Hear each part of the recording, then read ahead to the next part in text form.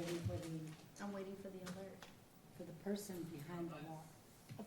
All right, thank you. So good evening, everyone. I'm going to call our May 26th meeting to order at 6:30 PM. If you are able, please stand and join me in the Pledge of Allegiance. I pledge allegiance To the flag of the United States of America and to the republic for which it stands, one nation, under God, indivisible, with liberty and justice for all.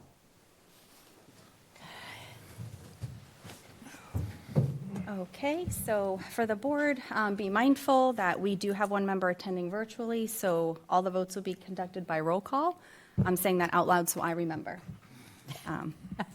So first for public comment, confirming there were no public comment requests or department comment updates. Excellent. So we'll just go right into discussion and possible vote. So we will start off with our fiscal year 2025 audit. Presentation from Laura Stone from CBIB. Great. Yep, it'll turn green for you. Perfect. Excellent, thank you. All right. And then you just have to get really. Get real close to it. Yeah, you just found the Good. sweet spot, yep. Perfect. Yes.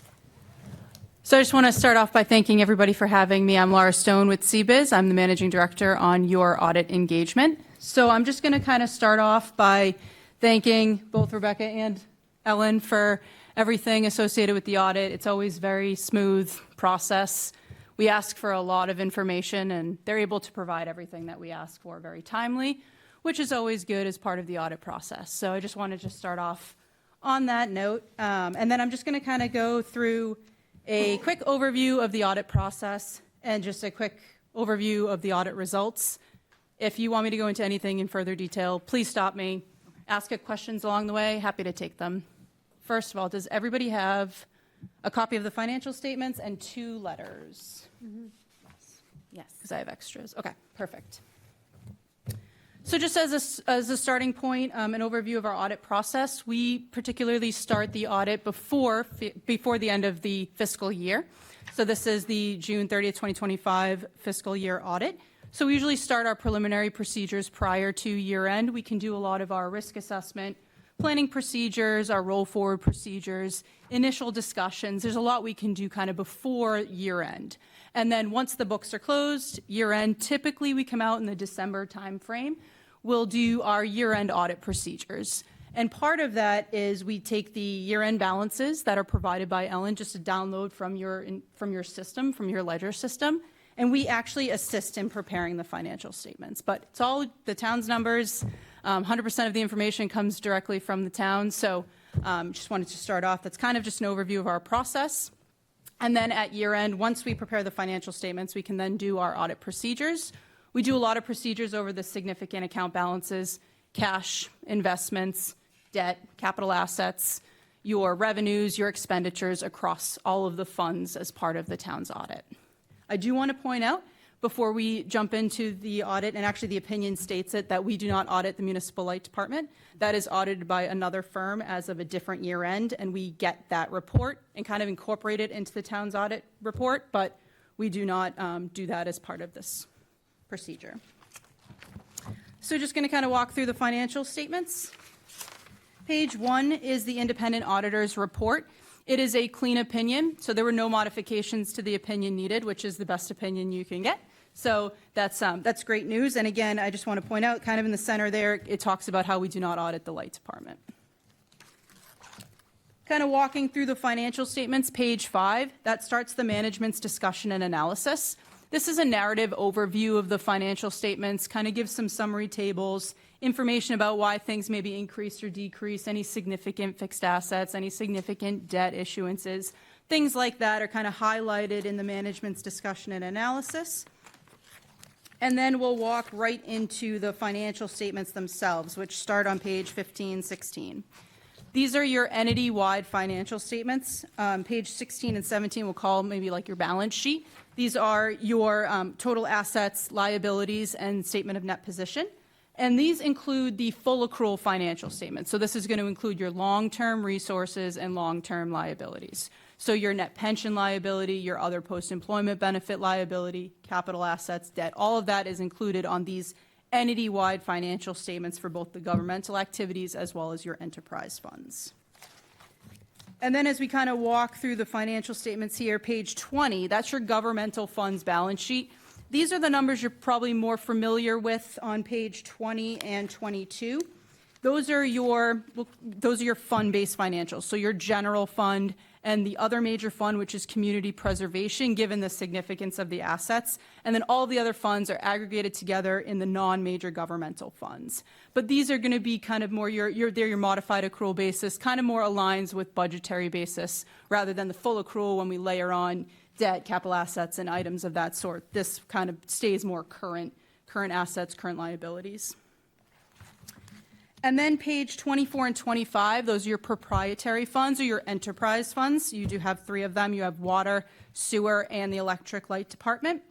These financial statements are full accrual, so they'll kind of match up top to your business type activities, but it breaks down those individual enterprise funds into separated columns so you can really kind of see each enterprise fund and how it's, sustaining its operations. And then page 27 starts the fiduciary funds. That's your statement of fiduciary net position. And then the next page is your statement of changes in fiduciary net position. And your significant one relates to the other post-employment benefit trust fund. So you've been putting aside money into an other post-employment benefit trust fund over time to accumulate assets in the trust to offset the total other post-employment benefit liability, which is the health insurance for retirees. It's quite a big liability, so anything that you put toward that liability reduces the amount that you actually record on the financial statements themselves. You have about $1.6 million in the other post-employment benefit trust fund, and that includes both the towns and the light department's portions of those. The next section of the report is the notes to the basic financial statements. There are quite a few of them, so I won't read them all to you, but there's really no major changes in the notes to the financial statements other than obviously updating the amounts for the current year numbers.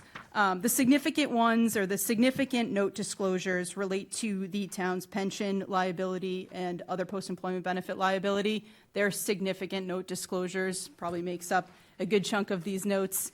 There's a lot of information related to the actuarial assumptions that go into calculating those liabilities. So I did just want to kind of point those out. They make up a good portion of the number of pages in these notes, the financial statements. And then page 72 and 73, I do want to just point out some of those notes there. Page 72 talks about a class action lawsuit settlement payment that you've received. Probably going to receive more in the future related to those PFAS forever chemicals. You're part of that class action lawsuit against 3M, DuPont, and those other companies that are responsible or the courts have determined are responsible for those forever chemicals. You got about $500,000 in recognized revenue in 2025. Anticipated to get more as you continue on with the class action, but it's just not completely known how much you're going to get as a result of those. And then the next page is on 73, there's the implementation of new GASB pronouncements. There was a pretty significant implementation this year of GASB 101, which is related to compensated absences. And it just changed, this new GASB just changed the way that compensated absence liability or your sick and vacation accrual was calculated in the actual financial statements themselves. Previously, really only reported, wasn't as clear, really only reported the amount that you're going to pay out in actual sick and vacation. Now they're requiring you to estimate a likelihood that that time not only would be taken as a payout, but actually taken as time off. They require you to estimate that amount. So the liability did go up, but the GASB indicates that if it's not a material change, then you don't have to restate the prior year. You can just kind of do it on a go-forward basis, which is what the town elected to do. It wasn't material, so you didn't have to restate the prior year to implement it kind of retrospectively. You could just prospectively implement it. I want to say it was probably about 50-50 from what we've seen of communities everybody had to implement this year, but communities who've restated versus communities who just implemented on a go-forward basis. The next section of the report is the required supplementary information. So you have your budgetary comparison schedule. That one's probably more familiar to you, page 76. That is your original budget, and voted at town meeting, your final budget, any adjustments that were made at a special town meeting, or the following annual town meeting, and then against your actual budgetary results. So this is your final budget against your actual and any differences between the two. You had positive budgetary operations. Your total revenue came in about $874,000 more than what you budgeted, and your expenditures were about $700,000 less than what you budgeted. So overall, positive budgetary operations, and your general fund increased about $1.3 million as a result of that. The next section of the report relates to the pension plan schedules and the other post-employment plan schedules. These are what are building to be 10-year trend schedules, so they provide a lot of information regarding how that liability has changed over time. For pension, on page 78 and 79, you are part of the Essex Regional Retirement System, so you don't have as much say over the funding and the investment earnings on the Essex Regional Retirement System, but you are assessed a proportionate share of that liability, which was about $10.7 million this year. Other post-employment benefits, you do have a little bit more leeway on how much you're, funding of that liability, and it's not required to be funded. So any funding that you're doing is a voluntary funding, but it is, they say, a good idea. So you have been, funding $85,000 each year into the other post-employment benefit trust, and you've kind of built up that trust balance over time. There is a schedule for the town, and then there's a separate schedule for the light department, so you can kind of see those differences, but they combine together for the financial statements. So you can see over time, your liability has actually decreased, your total liability, and then your total plan fiduciary net position has increased quite significantly over the past, what will be 10 years, but I think it's about 9 years here. So you are about 20% funded in the other post-employment benefit trust fund aside from the light department. Other than that, that's really it from the financial statement aspect of it. I do want to go over these two letters, but if anybody has any questions on the financial statements, I know I kind of went through it quickly, but if there's anything or any information you'd like me to, gather for you, just let me know. Happy to. All right. Yeah, I got a question. Yeah. The Essex retirement system, when is that supposed to be 100%? I believe it's 2030, it's usually, around 2033 maybe. They keep pushing it back. They keep pushing it back. It's legally required to be 2040. I'll double check exactly when they're going to be funded, but it's before 2040 because they're required to be funded by 2040. What happens when we get closer to 2040? Nobody will know.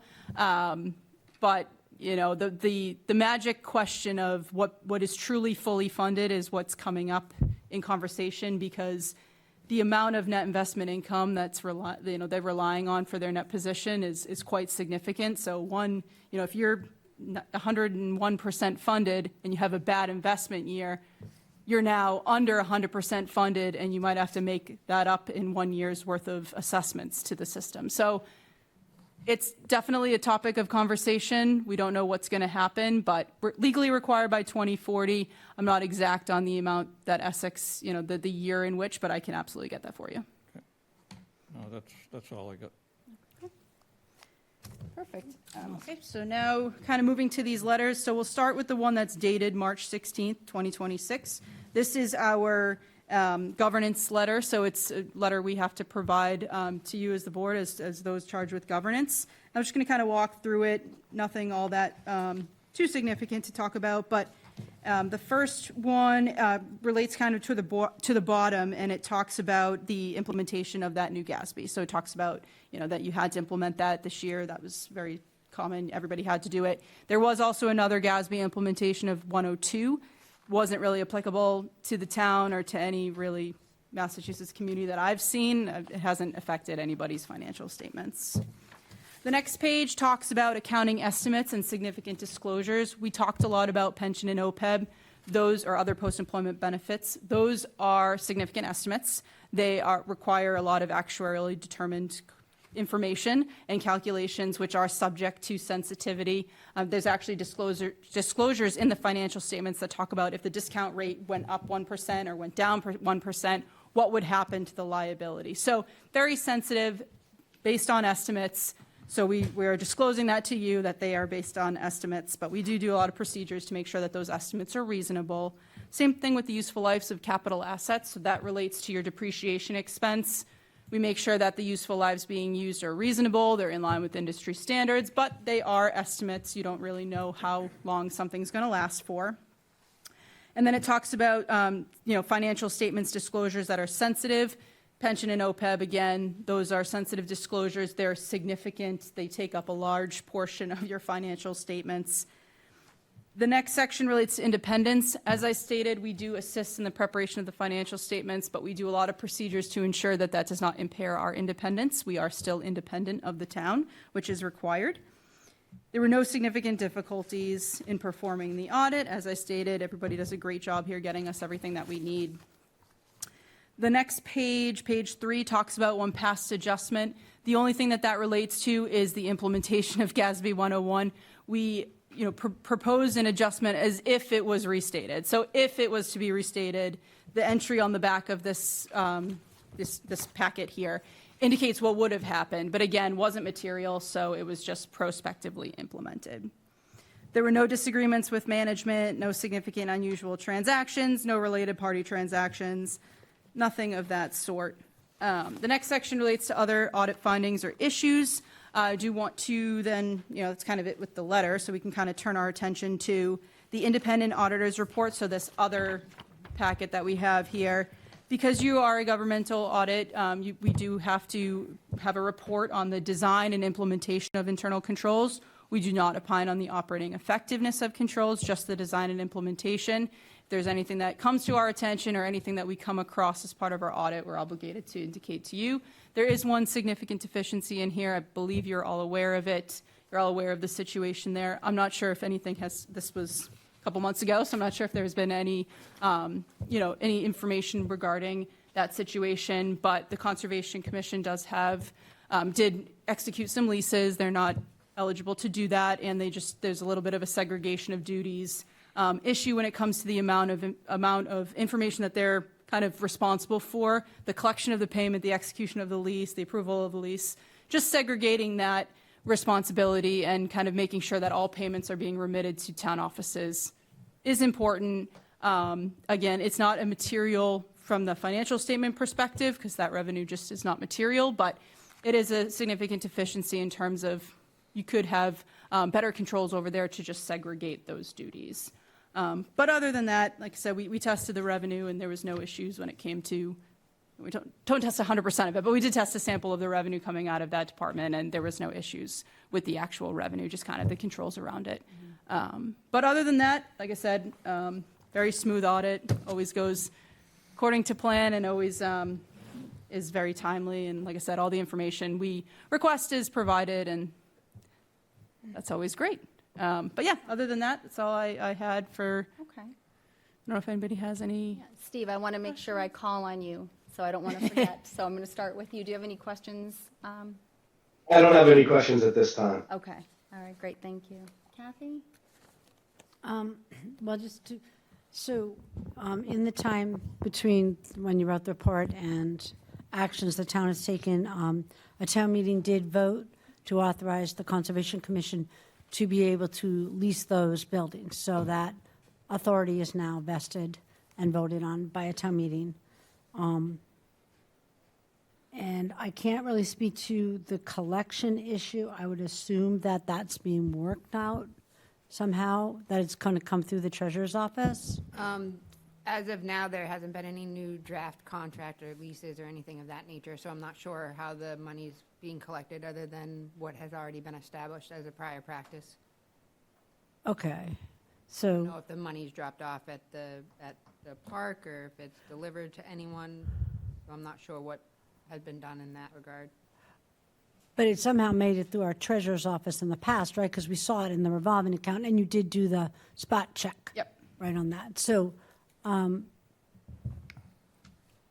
other departments that collect money for permits and fees, do they collect it now, or do we make everybody just go to the treasurer? How are we doing They that? either come here to town hall and go directly to the treasurer collector, or we have turnovers for the departments and they're delivered directly to the department, or they're paid online. Oh, that's right, the online. We're all so convenient. We forget about the convenience of that now. So that cut down on a lot of the collections individually.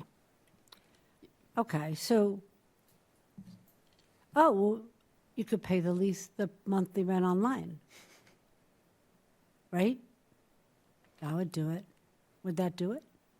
Yeah, I think as long as the individual who kind of signed the lease, approved the lease, is not also the individual collecting the actual payment, whether it's, cash or check, collecting the payment, Right. and being also the one to remit it over to the treasurer's office. I think that the step that is happening is that it's being remitted to the treasurer's office. It's just kind of the first initial piece of it, as Right. actually But, being the person who like, collected it. I pay online a lot. Yep. Even though I come down here for the meetings, I still. Yeah. I do it online. So we go online and we click on what we're trying to pay. Yep. So it would just have to be a VZ rental unit, right? Yeah, something would have to be set up. If that was what was going to work. Yep, yeah, and just in terms of online collections, it's just that, cash reconciliations as part of that sometimes can be affected. So just make sure, any new implementation or any procedures to remit payments online are being worked out with the treasurer's office to make sure that cash reconciliations are being performed on that, just like any other remittance to the town treasurer's office. But similar to any other online collections with the town, that's a way to mitigate cash and mitigate kind of who's collecting it. Yep, Right, absolutely. to go to an online system. So an online system could Yep. address the concern here. Yeah, it could be a compensating control or a control that's being implemented to help the design of the controls over the whole process as a whole. That makes sense to me. I mean, I would think a lot of people who rent nowadays do it online. I don't know. They don't run around to their landlords. Venmo? Oh, Venmo. But doesn't that, but that charges a fee though, right? I'm So- old-fashioned, I write checks. Right.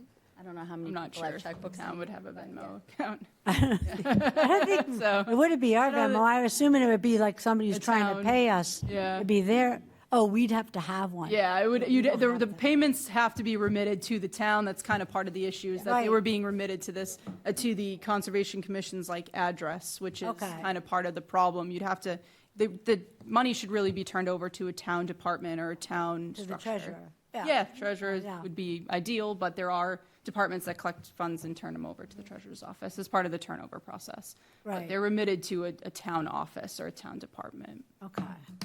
All right, great, thank you. Yeah, no problem. Any other? Jason, any questions? No, thank you. And Ed, any further questions? Yes. This last page, segregation of duties, significant deficiency. How come that wasn't picked up in previous audits? It was brought to our attention this year. It's not, like I said, the revenue actually came into the town, and the revenue was remitted to the treasurer's office and made it into the financial statements. It's also not a material revenue source that we would focus in great detail on as part of the audit process. We also don't look at every department the same way every year. We're required to introduce an element of unpredictability as part of our audit. So every year, we kind of focus on different things. Things get brought to our attention, we focus on different areas, or, like I said, it could just, we did test the revenue, but it was kind of the first half of the process that was the deficiency rather than the actual remittance over to the treasurer's office to make it into the financial statement. So the revenue made it into the financial statements, more of a control issue rather than a financial statement, misstatement type issue. Thank you.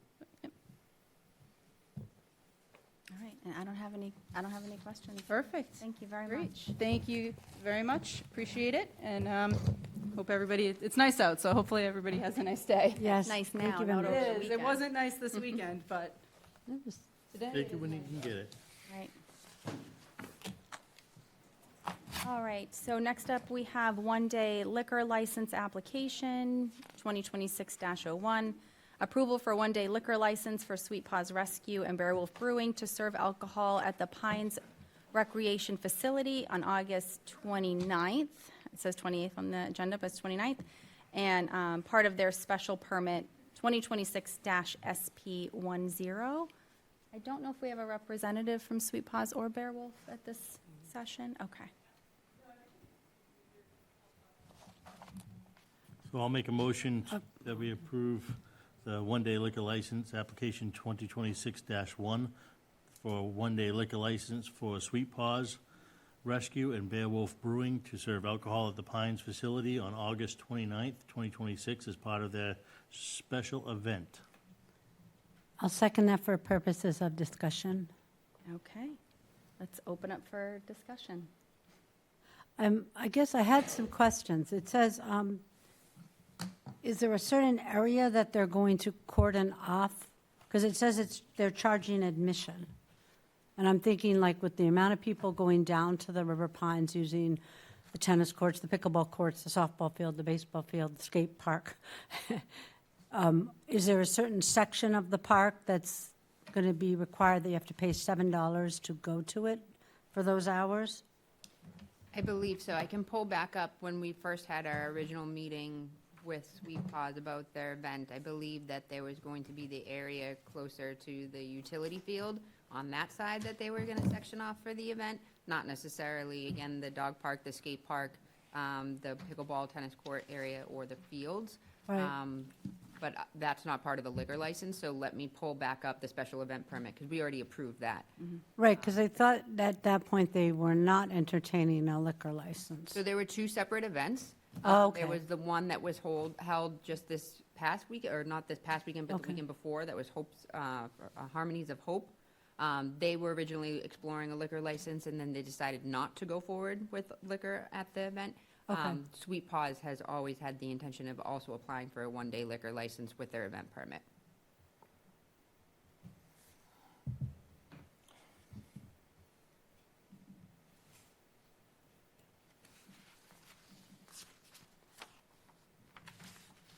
So I guess what I'm wondering is, in the past, when I've seen, I'm trying to think of whether it was Groveland Day or whatever day it was, they had a special cordoned off spot that was like the beer garden or whatever you want to call it. So you could go in there, you could get your alcohol, but you could not leave that area with the alcohol. Is that what we're considering? Because I think that would have to be in place due to the number of children that are down at the River Pines. That would be a decision entirely up for the board. You could mandate that as part of your approval. Right, and do they need a police, They would be required to have a police detail. so that's automatic? 100% Okay. with liquor or alcohol sales on the site, they would be required. Okay, yeah, I would want to require that they have to cordon off the area where the alcohol is sold and consumed, and to ensure that the alcohol doesn't leave that area. That makes sense, makes it easier for the police detail too, to monitor Correct, that area.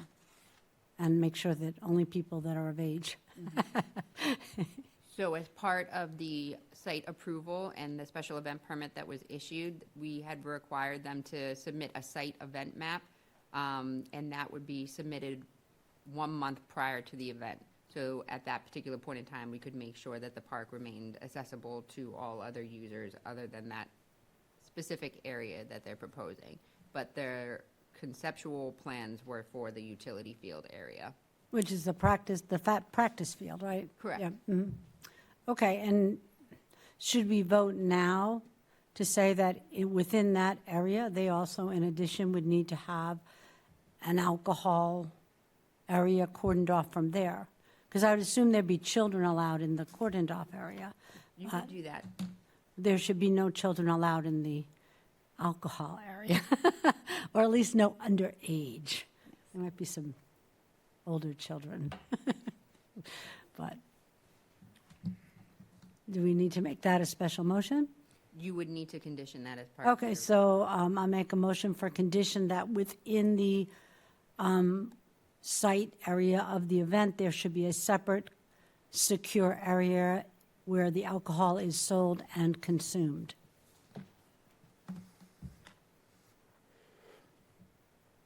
I need a second on second? that. No second? You guys are not going to second this? Are you serious? You're going to let them sell alcohol and walk all over the park with it? Let the police detail. So the reason I'm not going to second it, just real quick, if I could. Yeah. The reason I'm not gonna second it is that this event has previously been held at VC Park, and they've kind of had it set up where they had the alcohol vendor set up across, or like along the edge of the road, at least last year. And they kind of took care of, distributing, but people were free to walk around kind of the event area. So I'm a little concerned about restricting it too much. I mean, I want them to not impact access to the other areas within, to your point, Kathy, to the pickleball field, the courts, things like that. But I'm a little concerned, unless they want to come back and reapply or something, I'm a little concerned about conditioning it, since we haven't previously done that in the other location that they were operating in. Well, we have, if I could, we have put conditions down at the River Pines in the past, best of my recollection, that when we have alcohol sold, we had a cordoned off area in which it was sold and consumed. And that's because of the number of underage people in the park. Because otherwise you have people walking around with alcohol. They could put it down, they could give it to someone else. I mean, that it's a huge liability. I can't believe you guys are okay with this. Wow, For Groveland Day, shocked. they have, I know they'll have the beer sales with the road race, right? Isn't, It's for the road race. okay. Does that have a beer garden? Does that have a separate, No, that's just open? They Okay. get, only approved a one-day liquor license. We haven't conditioned a Okay. certain area or section. But Okay. to Kathy's point, I believe, and I just heard, I'm not Yeah. certain, there was a condition as part of one of the former Groveland days for a Yes. specific Okay. area. right, and I think with the road race, don't they only get like one beer or something? It's like, So for participating, you were given a ticket for One one beer. beer, but you could go buy. and Oh, okay, you could purchase buy more. additional. It was just more of a okay. incentive, if you will. Right. And again, this is in the middle of the day. And it's a good-sized park now with a number of activities. And I think that, at the very least, the alcohol needs to be consumed within whatever area they cordon off, but I would go further than that. Yeah. But again, if you're not going to restrict it to be consumed where it's sold, then at least restrict it to the area that they're using for the event, so people do not walk out of there and into the other parts of the park with alcohol.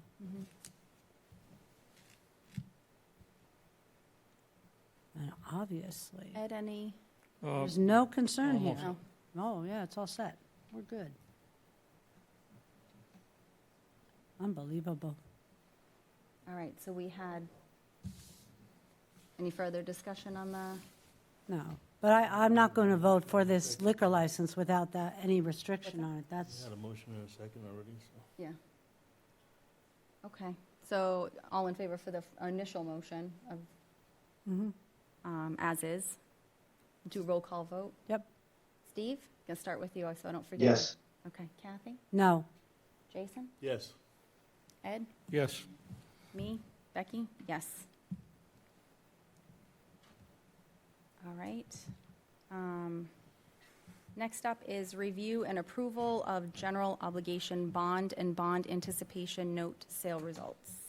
Thank you. So as you had all seen in an email that was sent out to you, all of the information related to the recent bond sale, it was a sale for $3.2 million, and it was sold to Brownstone Investment Group, and we received an interest rate of 3.5%.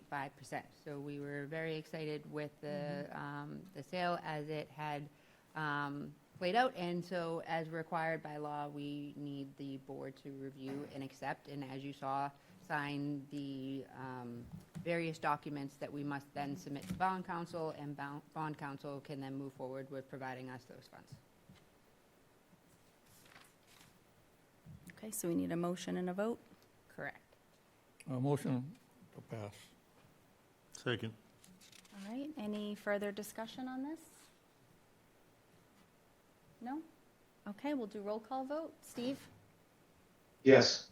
Kathy? Yes, Jason? Yes. Ed? Yes. And Becky, yes. All right. Next up, we have update on the pavement management program, discussion with our highway superintendent, Arthur Marcos. So Arthur, you can have a seat here. I need to do a little presentation. Oh, okay. Some graphics. Okay, yeah, that sounds good. Helps make my point come up. Okay, you might have to move the microphone over there, though. I know, I'll get it for sorry. you. Thank you.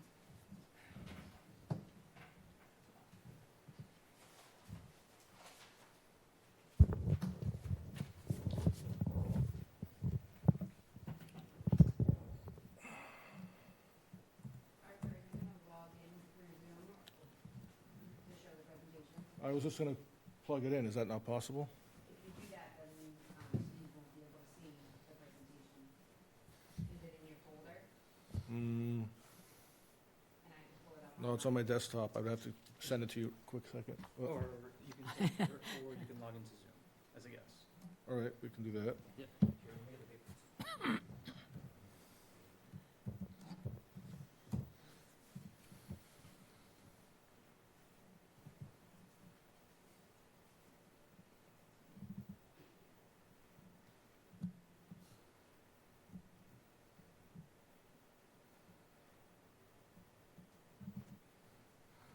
That's just, I'm not assuming I have the internet on this. Is that- That's gonna be a little bit weird to get into, but you would have to type this address, or go to the town of Groveland. All It's right. probably in there.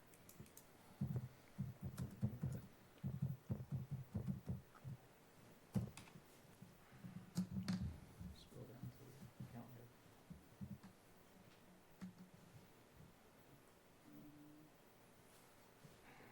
Open select board. Click it. And then, see if you can copy that.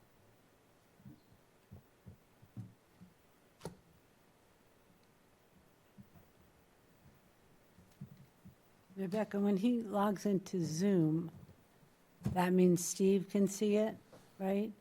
How about, does it broadcast on the television as well? Oh, because it included the. Okay.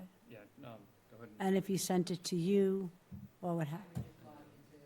Okay, I gotcha. No, it's doing s- Okay, I was just Is that- curious. Or, yeah. These technological I things, think that's right? not it. Is it Zoom? I think this is, So easy in the classroom. It is. It brings you back to COVID days, right? The dot, and there you go. Don't bring We don't those talk up. about that. If you put that in search bar, it should just bring you straight into that. This is weird, it's bringing you straight to search bar. no. Yeah, here, hold on, maybe a second.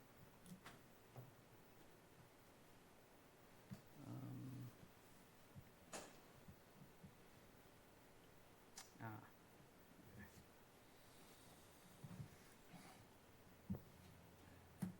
Let's try this again. Let's go to Zoom. And let's type in.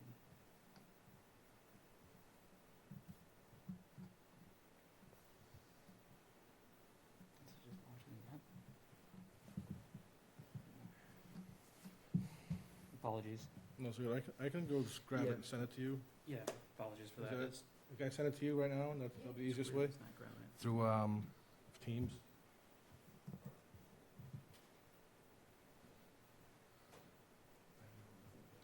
It happens. Why is it doing this search bar?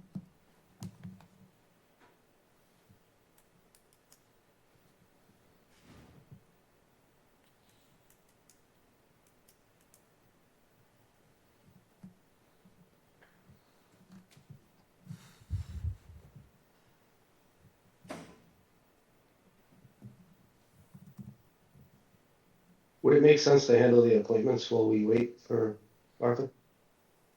That's a great idea. Thank you, Steve.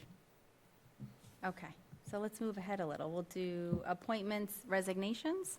So we have 4 appointments on our agenda today. So I'll make a motion to appoint Katie Morales to the Recreation Committee for a term to expire on June 30th, 2026. Yeah, I'll second All it. right. So what will end up happening is that we do our annual appointments in June, and They'll be she'll done. be on that list to automatically be renewed. But in case the Recreation Committee wants to meet in June, they now have a member that they can include. Excellent. All right, and we had a second. Thank you, Ed. So roll call vote. Steve? Yes. Oh, I didn't ask for discussion first. Any discussion? No. No, okay, sorry. Steve? Yes. Yes. Thank you. Kathy? Yes. Jason? Yes. Ed? Yes. Becky? Yes. All right, all in favor, all of them are in favor. Next one? All right, I think since these three are for the Council on Aging, I think I'll just do them all. Okay. I make a motion to appoint Sharon Hines, Barbara Sanborn, Deborah Stevenson Yep. to the Council on Aging effective July 1st, 2026 through June 30th, 2029. Second. All right, any discussion? No, roll call vote. Steve? Yes. Kathy? Yes. Jason? Yes. Ed? Yes. Becky? Yes. Unanimous? Okay.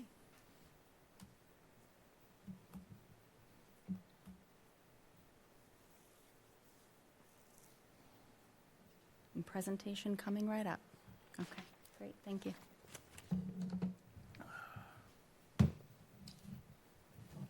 Maybe the next meeting, well, hopefully I'll be smoother.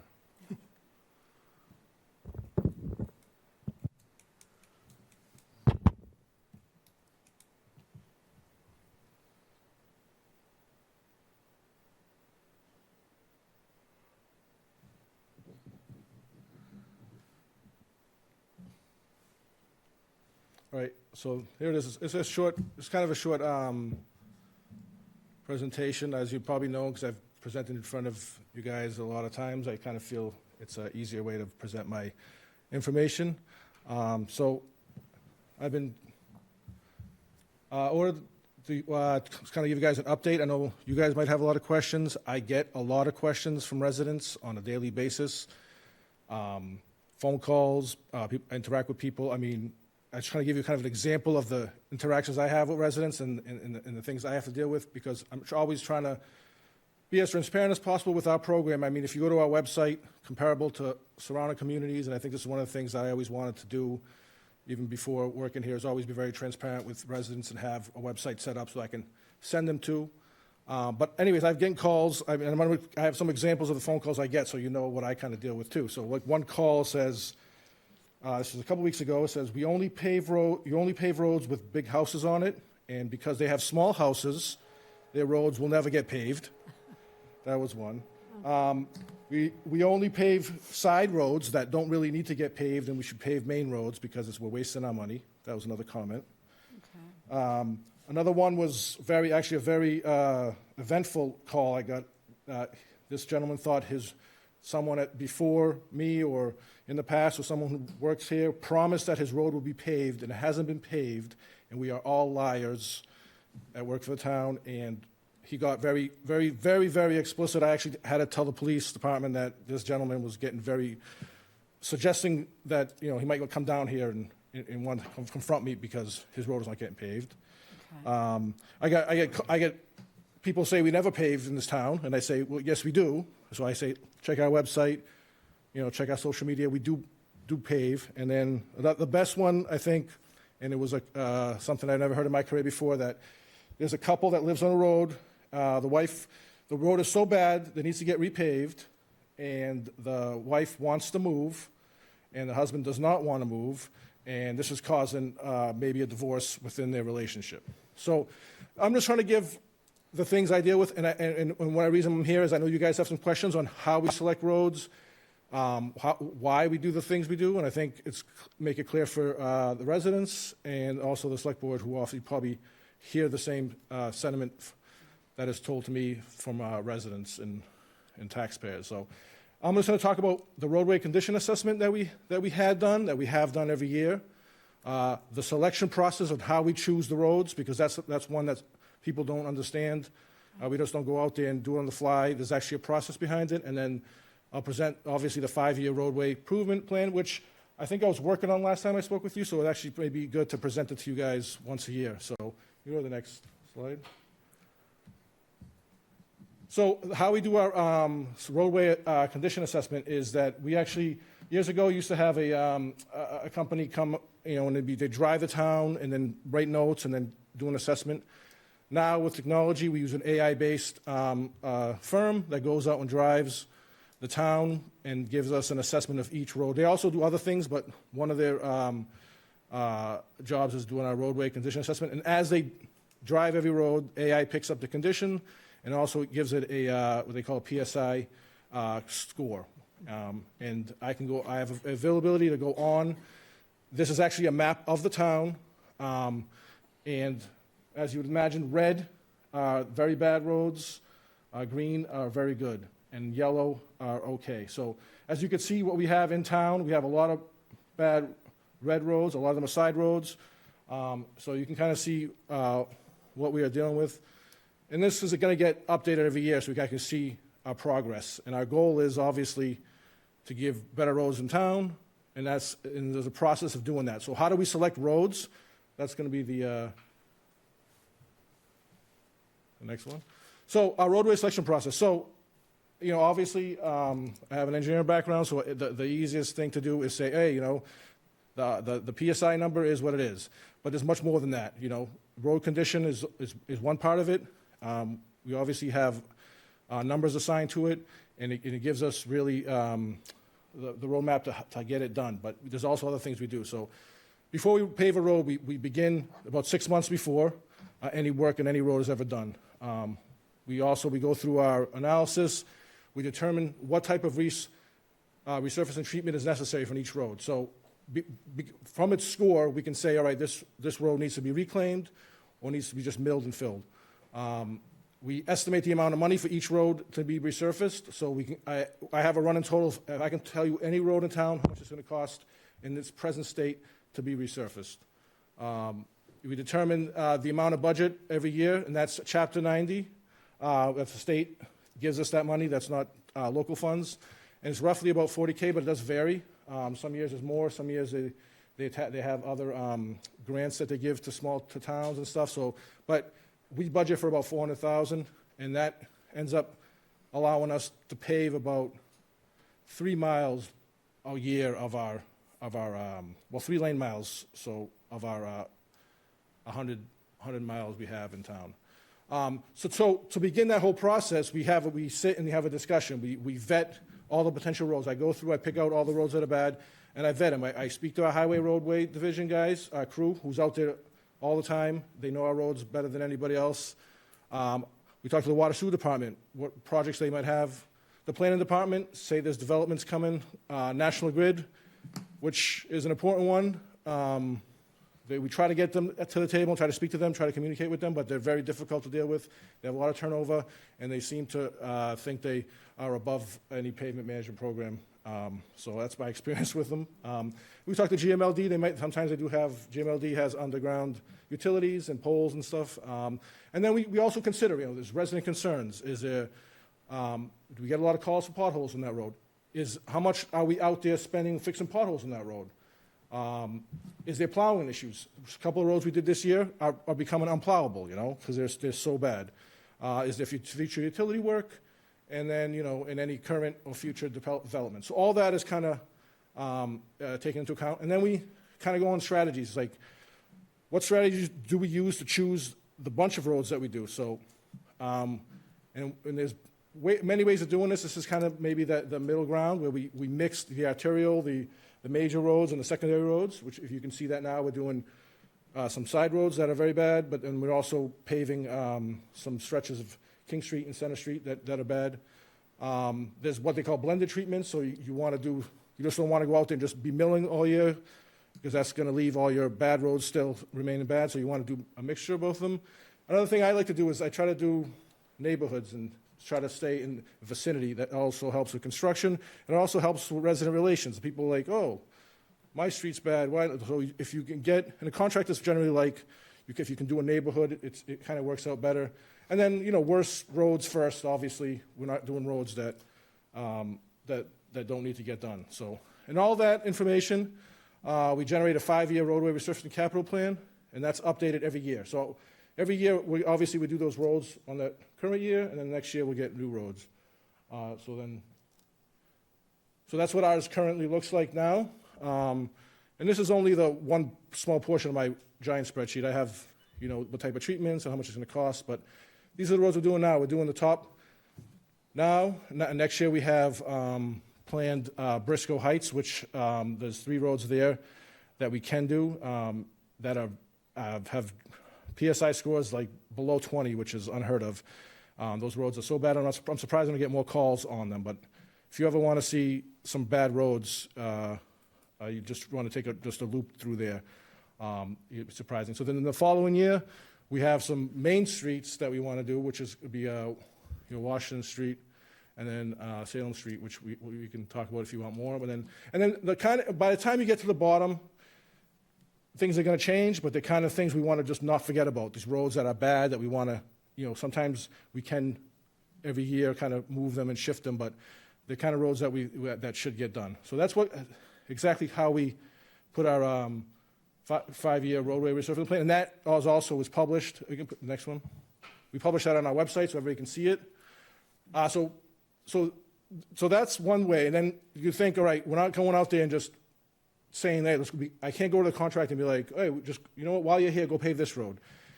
It's much more complicated than that. So final process to actually pave a street, we have published the updated 5-way roadway surface to our towns. We have a dedicated paving website. Then we already talked to our utilities, but now we got to send them, this is what we're really going to do. So we finalize and send them a notification. And it's very important because even to today, National Grid, we need to notify them so that they can plan work or hold them to something where they can't do work on a certain road, because we already told them. Because they will try to come do it, and they're doing it now to us, and we actually stopped them, and they said, no, I notified you guys a couple of years ago. You're not going to come in here and break up a brand-new road, like literally brand-new road. The other thing that's you have to actually do is apply for Chapter 90 funding approval for each street. It's actually gotten very strict over the past years because they really check if it's obviously a public or private street, but you can't just go use Chapter 90 for paving a small portion of the road. It has to be at least, I think, 500 feet in length. I can't just go pave potholes with Chapter 90 funding. It has to be a street. It has to be an improvement to our capital assets. And then I'm not going to have to do it this year, but I have to procure an annual roadway resurfacing contract. I have to put that off a bid. They're $400,000 over 3 years, so it's a $1.2 million bid. We put that out. We in closed bids, we open those bids. As necessary, I have to file with conservation on these roads. If there's a neighboring wetland, I have to go out and put erosion control. And then I notify all the residents. 2-3 months prior to paving their road, I send a letter stating what we're going to do on their road, so they know that it's coming, and that gives them opportunity to say they want to get a gas, or they want to connect the sewer, or water, or fix their driveway. They know ahead of time, so we're not just surprising them. And this has worked out well. All the residents I've worked with in town have been very easy to work with because I think we notified them, and also we post on social media all this stuff. I think that's the minimum you have to do these days anyway. So, and I think the final. Is there one more? Yeah, and that's it. So, any questions? And again, I do have a lot information on our dedicated webpage just for paving, and there's a QR code, and people can always visit that. So that's kind of one I just want to clear the air on that, because I am getting a lot of pushback on why we're doing what we're doing. So if I can take any questions. Ed, we'll start with you. Yes. Look, Arthur, I know you've done a lot of work on this. Yeah. Groveland was always noted for having the best roads in the area. That's no longer true. They're horrible. I mentioned at the last meeting about Salem Street. I think we've been through 2, maybe 3 winters of that minefield out there. And after I mentioned it, the next couple of days, I started getting phone calls on streets. And let me just read some of them to you. Some of you mentioned right. Evergreen Lane, and I think that there was some paving done there before, but it didn't work. Now, I know some of this is not your fault. Mm-hmm. You're like a year behind because there was a year that the hot top contract never went out to bid. It's not your fault. But Evergreen, Alpha Road, Cannon Hill Extension, Muriel Road. I went up and I looked at these. Oh, so Those are up there in Briscoe Heights. those are all next year. What was the other one there? Alpha Road, Cannon Hill, Briscoe, Muriel. Alpha Road has a water, we can't pave that because there's a water main that needs to be replaced under there. Seven Star Road, just before Center Street. Yes. Absolutely horrible. Yes, that's on my list. Balch Avenue. Why anybody would drive up Balch Avenue is beyond me. Walsh Avenue has a water main that we can't, and then we're not allowing us to pave it. So I've looked into that, but these are all valid points, because I've gone through the same conversation. Do you know how long Balch Avenue, the poor people up there have been waiting? And I agree with you. How long do you think? I can imagine. That's Madam un- Chair, that's it's argumentative. He's not letting him answer the question. Point of order. Unacceptable. Yeah. Burke Street. Point of order, please. Yeah. Can you ask a question and let him answer it, please? Burke Street. Yep. That needs to be, King Street, from Center Street to basically almost to Garrison Street. We're doing a part of that. So, I'll tell you, it's not working, Arthur. What you're doing, it's not working. Well- And I almost think it's time to go back to what we had before, an elected road commissioner that answers to the people, answers to the voters. And I Point of think order, that's what we Madam need to Chair. do. All right, first of all. Point of order. Okay, and look, you have valid points. So I don't think you should be calling for me to get fired at the moment, because I haven't done my job yet. Oh, I didn't say So that. first of all, this is 1 year in. This is the second year we're actually in a paving program, right? I showed you the map here. You see all the red? You see all the red? That means those roads need to be paved. Though every road you said there, 9 out of 10, is on my list. We're paving King Street. We're paving Center Street this year, a portion of it. Salem Street, we're paving that bad part because it's pushed out for 2 years. We're paving a 500-foot section, one lane, that very bad part. Now, let me ask you a Does that. question on Salem Street. Yeah. I know Chesterton is going to be tying in. Yes. They're tying in the back building to Murray, and the front building, they're going to pump it up to Salem Street. Yeah. Why couldn't they dead end that sewer connection to Chesterton's driveway and then pave that? Because way back when they did School Street, and they ran the sewerage up 97, Yeah.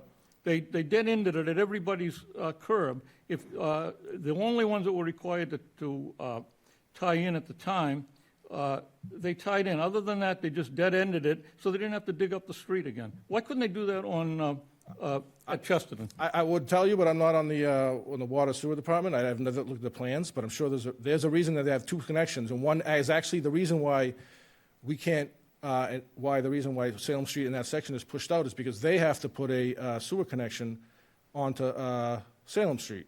So for them to do that, we need at least 1 year for that to allow their trench to settle before we can actually pave that. And we're willing to do that. My plan right now is to stop after Murray, but there's also opportunity to change that if everything else is finished there with Chesterton to extend that and go all the way to past, is that Nelson, I think? Right near the auto body? To go up to there. That's Nelson. Nelson. So that's and I actually have also that kind of spelt out as an alternative to our plan. So I don't agree with the fact that things are not getting better, because in your eyes they might not, but you will start seeing all these roads here, these side roads that are very bad. You talk to our highway crew; they know their roads very well. I sit there and say, give me the worst roads. Let's look at those first, and it's starting to work. It'll start to work. I mean, it's a 5-year plan. And plus, we only get a small amount of money from Chapter 90. If the town gave us more money, I would gladly pave much more. So, we have limited dollars, $400,000, which a small side cul-de-sac road with 10 houses on it would cost you $100,000. So. Well, Doing our best. Answer this for me. Go ahead. Went up and did Dana Drive Yes. off of Salem Street. There's Yep. about maybe 5 or 6 houses on the street. Yep. Did that make sense to do that? That street, the only people that are going up there is a dead-end road, or the people who live up there. It wasn't that bad. but yet It was bad. That road was almost unplowable. would you say that that was better, that was worse than Burke Street? Well, it might have been not an issue. Burke Street might not have been, if it was a tie, and my highway guys and the highway people, crews are saying, we can't even plow this anymore. You can't win in that, have an argument that way. You're gonna choose one. That road made much more sense at the time. Now, can we have a can we stop flipping coins? I'm sure we can, but like, I'm looking at a list of roads that are bad with a small amount of money and try to make it go the longest way. And that's what I think we're doing slowly. So, yeah, we can have that conversation about every road. I have 20 roads that you could say all need to be paved. Like, where do you begin and end, you know? Why not do a warrant article for a town meeting to, separate warrant article like they did? They had this road study committee at one point, Yep. back no Madam many years Chair? ago. Different Are we people gonna get were to on ask it, And they questions? came up with, they put it on a warrant. Why not do that?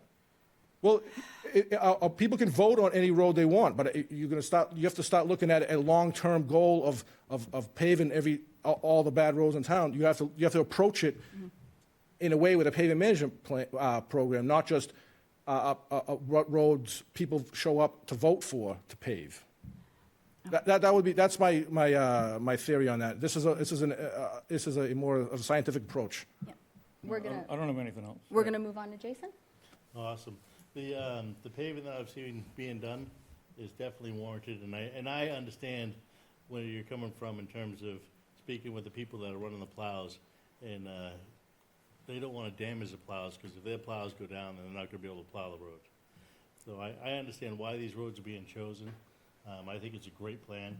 I think it's being implemented spectacularly from everything that I've seen being done and the work being done.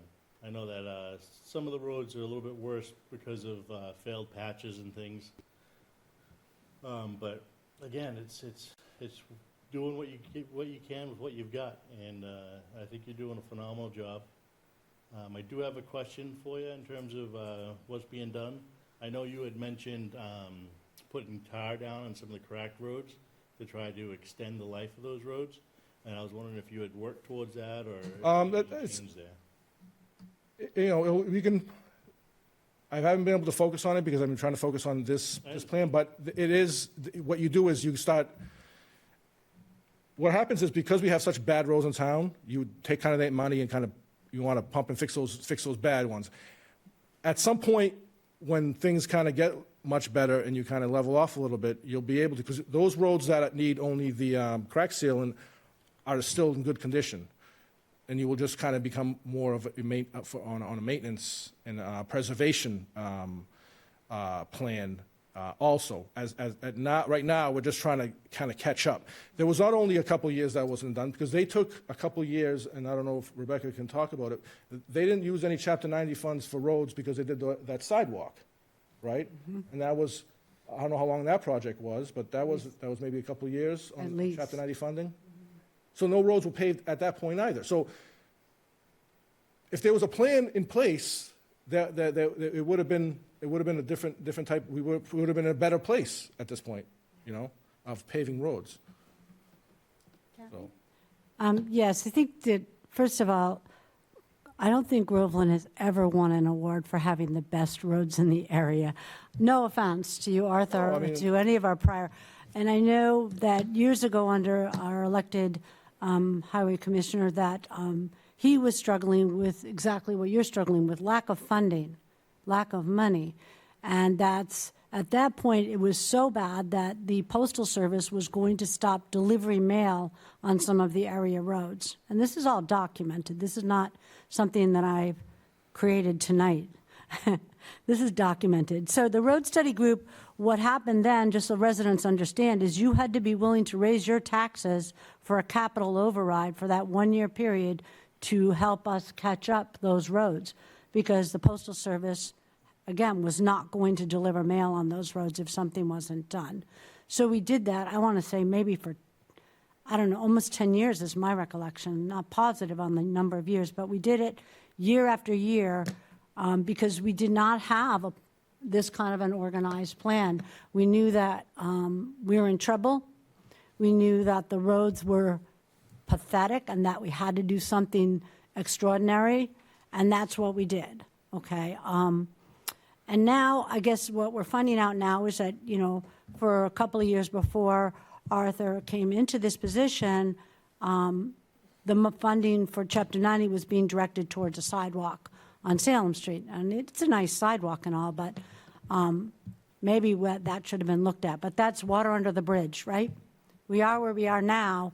So we either follow a plan and stick to it, or if people feel strongly enough that they're willing to raise their taxes and vote a capital override to add more roads to the plan to move to accelerate the schedule. I guess if people want to make that kind of input to the highway department, they have a box that you can tell about problems or suggestions. If that's something you want the town to consider, it would just require a town meeting vote and a ballot vote. It has to pass both places, but that would be one way to put additional money towards road paving and move this schedule a little bit quicker.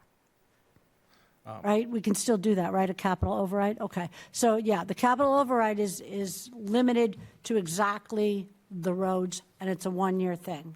Then it's not on the tax rate again. That's the only other option that I've ever seen that's worked. And having a plan in place would be easy for us to adjust to that. So if you said, you have X amount more dollars, I slowly move up roads. So, and you have, that's the way you look at it. The one thing about the roads in town, if you look at the numbers and the analysis, is that we have really good roads and really bad roads, right? And so we have a bad average. Yeah. But it's because we have some very, very bad roads that have, under PSI goes from 0 to 100. And when you have a road that's 20, a dirt road is 10, and you have roads that are 20, I mean, they need to be attention. And those roads, Doris that we're doing now, Deer Run and Wilbert, those were all very bad. So we're not fixing roads that shouldn't be fixed. And Steve? Yeah, a couple of things. First of all, Arthur, appreciate you presenting all this. I do think it's very good that we have a plan and we're sticking to that plan. And obviously to kind of echo what Jason said, I've gone down some of the roads that have been paved, go last year and whatnot. I mean, everything's being done very well, I think. If I could make possibly two observations that I think might be helpful. One would be, you talked a lot about different roads and, why they're delayed, because there's a water main going in, or maybe there's utility work that has to happen. I think it would be good as part of your pavement management plan if that was noted on the actual plan, so that residents that did have a question might be able to see that. Mm-hmm. So I don't know if that's something that you can incorporate into what you're publishing, but I think that would be very helpful. The other thing I'd like to see, and I don't know if it's something we can publish or maybe something that just could be sent to us, but I'd like to see that PSI score for every road in town. Because I think it might help, at least from my perspective, to see the difference between, to go down a road that's rated at a 40 versus a 20 and see the difference there. Because I think that might make it a little bit easier for us to kind of understand what you're saying about the quality of a particular road. Yeah, so I have actually, and I could call our consultant, Civil, and they can actually give you access, and it's very simple to use, where you can actually go on that map that I showed you, click on the road, and it'll tell you its your PSI rating, and it took pictures while I was doing it, and it'll actually show you pictures. So I can actually set that up if anybody does. Maybe I can set up a Selectman account on there, and you can go in and actually use it, where you can see what the roads that are their rating, and then it gives a little bit of description. But it's a really good, easy tool to use. It's like kind of like it might be easier than even a list. Yeah, I think that would be great. And if that's something we already should be able to have access to, or if that's been sent to us in an export and I just missed it, then I apologize.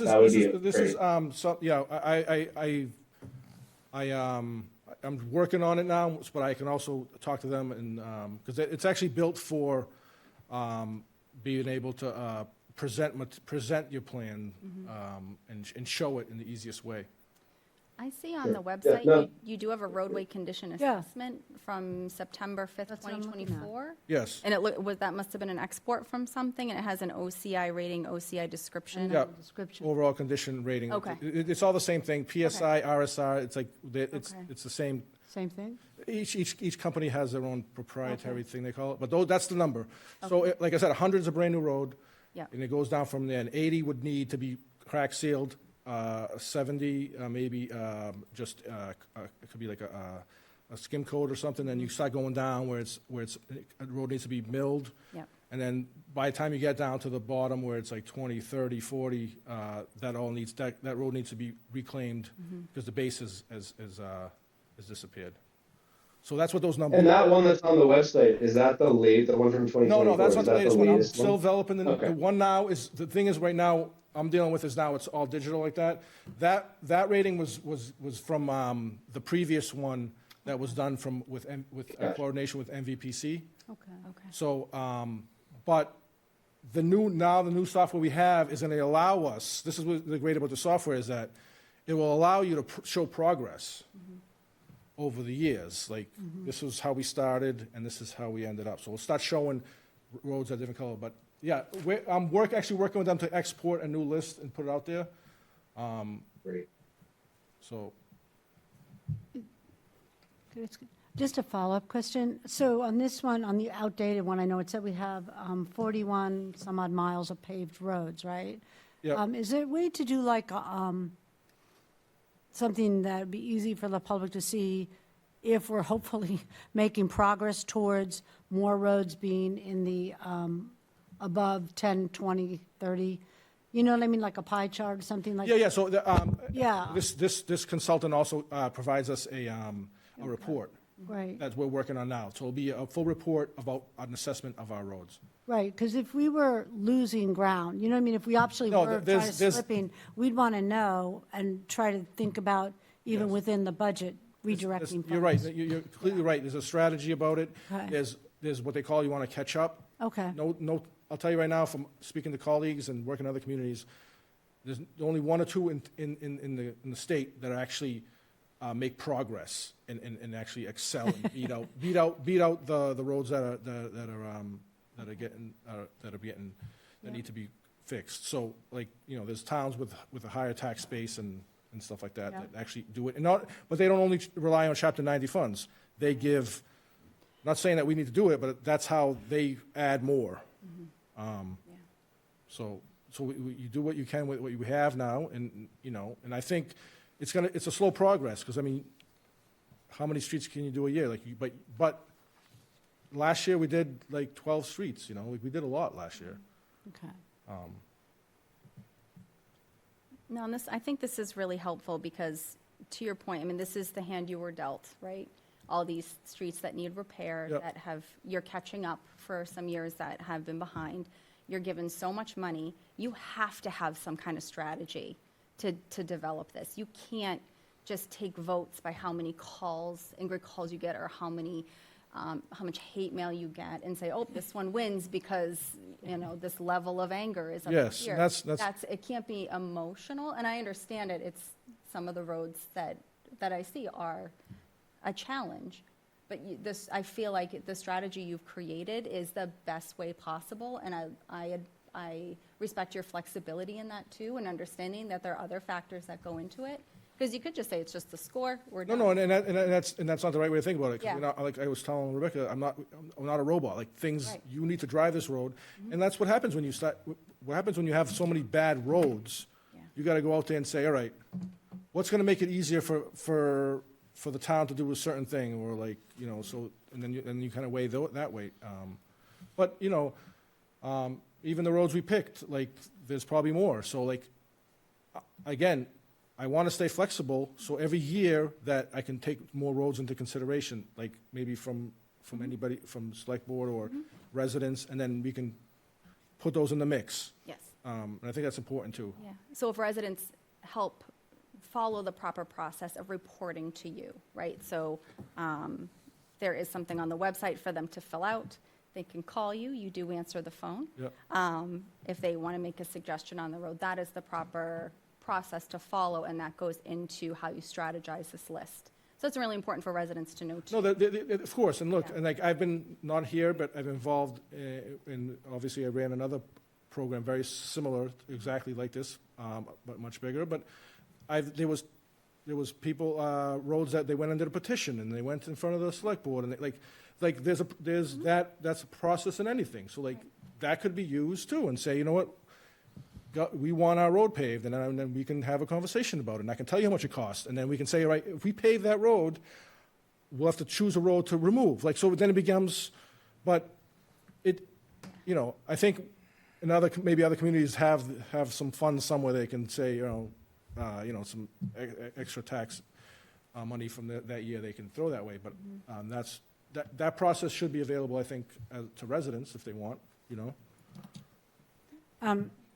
Again, I keep coming back to the idea that, we have a plan and amount of money, and if we needed more to think about increasing over the Chapter 90, that's one thing. But to start saying that we can submit petitions, that takes me back, again, to the days when the roads were so bad, people would show up in group at town meeting for their road. Yeah. And they were vying against each other. It was really bad. It was very bad, and there just wasn't enough money. And I would hate to put that in front of a town meeting. I think that what's happening now is exactly a good process, and the only question I have is the funding level sufficient for what our residents want? Because I have gotten concerns that, even though we take money from other funds to do recreational things, they say, well, you're able to do all these other recreational projects, but you can't fix our road. And I'm like, that's a valid point. It's a valid point, because all of the money, even though it's in different places, once it gets here, it comes from the same pocket, us. It's not coming from us, right? So if people feel that we need to fund the roads more, that would be something I would be open to hearing. Because budget is budget, money is money, Yeah, and I think with the software we have, we'll get a plan together where it'll tell us, and I've seen this before, we don't have it here, because obviously we'd have to have a consultant do it, but have done in the past, but it'll give you a number saying, this is how much you need to start to catch up, what they call it.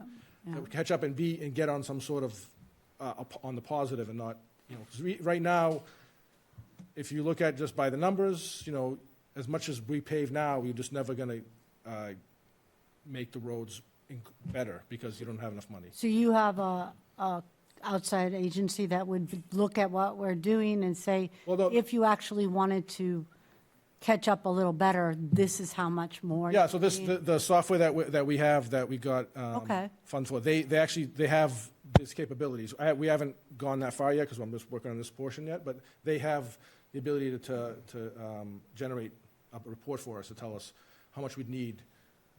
But it could be so much that it's not, like, it could. I know, but I mean, I guess I'd be interested to see it. I don't know how the rest of the board feels. What do Yeah. you think? I'd be interested to see that. I think it's. Yeah, I mean, it's just data, right? Yeah. Yeah, so we're getting there, so I'm working with them now, and they're with our consultants, so I can kind of, but I will, Works and coming soon. yeah. Maybe by the fall time, they'll have enough, we can kind of go through our data now, and then kind of Yeah. see what kind of funding you would need to actually make progress, so. No, I appreciate your time in putting this together. Oh, no problem. much, Like I said, if you do have residents, please call them my way. I can explain a lot of things to them, and Yep. like I said, try to be as transparent as possible. I think that's one of your only defenses as a town employee, I think. Right. All right, No, thank you. thank you. Thank you, Arthur.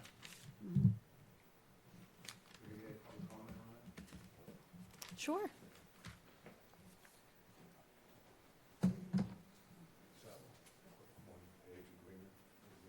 Okay. Thank you. So when you go up to the podium, give us That your is name, for all address. of us. Thank you. I don't know what we're getting. So this was back You know, you guys know I did the sewer main from behind Whitestone all the way up to the quarry. Yep. Paved all the roads. So back with Rennie, you know, I get a lot of calls on that section where someone's getting divorced over the bumpy road, and, you know, the quarry's the reason for his divorce, and maybe mine also, but we'll see. But anyways, that's pretty far away from me. My trucks really don't have anything to do with that, the deliveries and whatnot. That's on the empty lane side, leaving the site, and not to mention if there was any damage from the trucks, it would be right where they turn on the Sewell Street. But regardless, this is an agreement we had, and I paid $85,000 almost 3 years ago to the day to have those streets overlaid, including Salem Street, Okay. from Murray to Sewell. So I understand your frustration of the phone calls and dealing with the calls on Salem Street with it not being paved, but try to feel my pain when I paid to have it paved, and it's not going to be paved. So I just want to get that out there. That's right. The money's gone. It wasn't enough. That was based from Rennie, the old highway superintendent. So there wasn't enough money to do Salem Street right in front of my project. So that's, you know, that's not getting paved. And I paid based on this agreement, right? I paid to have that paved, and it's not getting paved. So if it can get any worse, you know, it can. So, but in the touch base, I'm not a paving expert, but I will say the sidewalk project, Governor's Road, you know, you're losing 5-6 years on these projects. And then what happens, your roads that can go from milling turn into reclaim, and now you're upside down, Yeah. you know? Because a reclaim road is 3 times more than a mill and pave.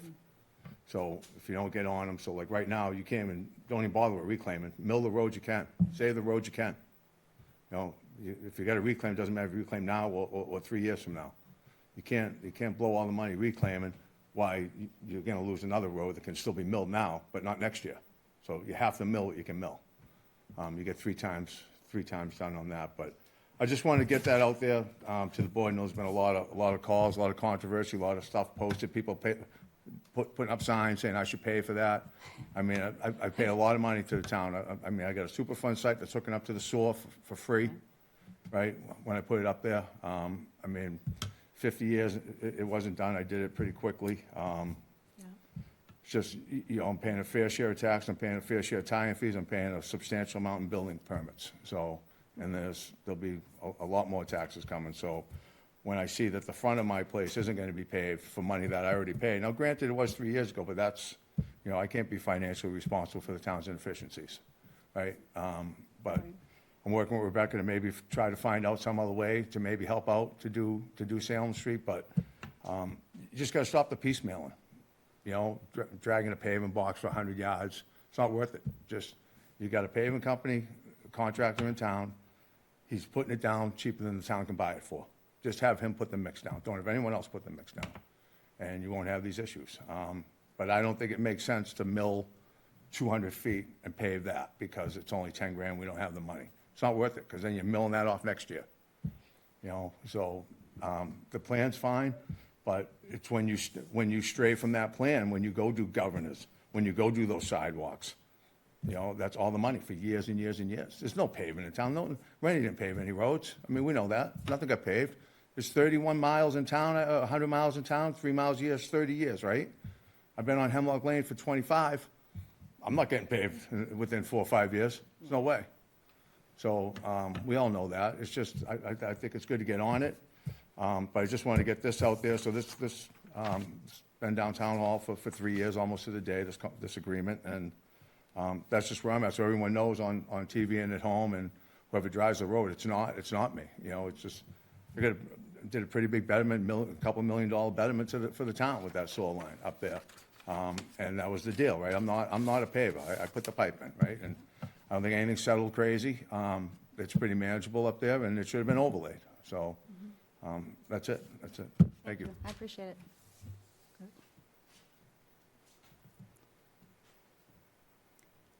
Okay. So next up we have on our agenda is VZ Memorial Park, review request for the Highway Department to stripe the parking lot and review associated cost estimates. So we just put this before the board so that we can get some direction as to how the board would like us to proceed. As you saw in your packet, we received a request from the Conservation Commission, or more so, the Highway Department received a request from the Conservation Commission. The Highway Superintendent had put together an estimate for what the work would cost in order to apply the striping over at BZ Memorial Park and specific to the 3 parking lots that were requested.